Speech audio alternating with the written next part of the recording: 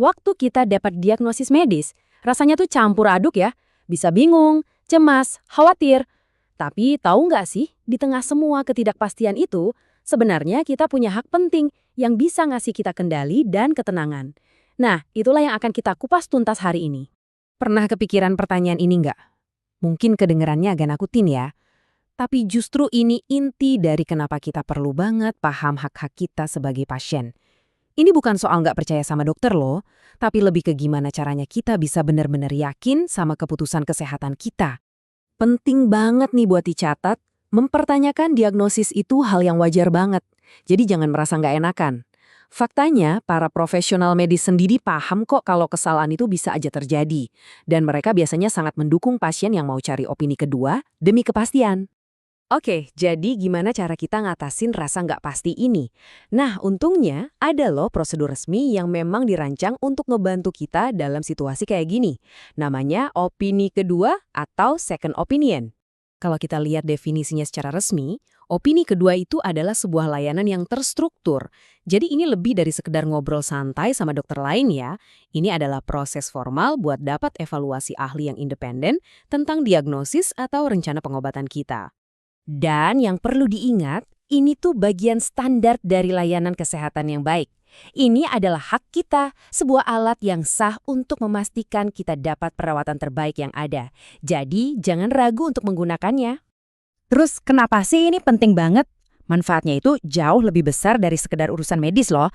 Ini tentang ketenangan batin, tentang kepercayaan diri kita, dan juga keluarga kita saat harus menghadapi keputusan kesehatan yang besar. Manfaatnya tuh ada dua sisi. Dari sisi praktis, kita bisa mencegah salah diagnosis, bisa bandingin pilihan pengobatan, dan bahkan bisa hemat waktu dan uang. Tapi dari sisi emosional, manfaatnya bisa lebih dahsyat lagi. Kita jadi tenang dan lebih percaya diri untuk melangkah ke depan. Jadi, ya, kita kembali ke tujuan utamanya. Bergerak dari yang tadinya ragu-ragu, jadi jelas dan yakin. Tujuannya adalah supaya kita merasa percaya diri, tenang, dan benar-benar memegang kendali atas perjalanan kesehatan kita sendiri. Oke, sekarang kita udah tahu apa itu opini kedua dan kenapa itu penting. Tapi gimana cara kerjanya di lapangan? Biar nggak kelihatan ribet atau nakutin, yuk kita lihat langsung contoh nyatanya. Nah, kita akan pakai prosedur resmi dari Rumah Sakit AR Bunda Prabu Mulih sebagai panduan.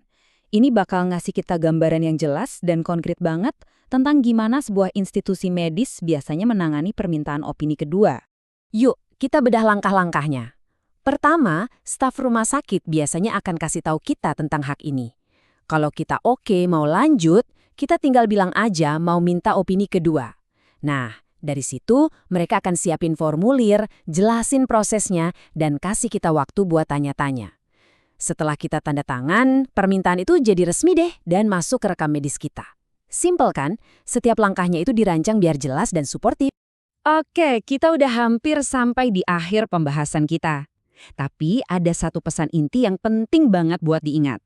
Ini semua intinya adalah tentang mengambil peran aktif dalam kesehatan kita sendiri. Pesannya sesederhana ini, tapi dampaknya besar banget. Jangan pernah ragu untuk bertanya, untuk cari tahu lebih dalam, atau minta penjelasan. Kesehatan itu tanggung jawab bersama antara kita dan tim medis kita. Nah, kutipan ini merangkum semuanya dengan sempurna.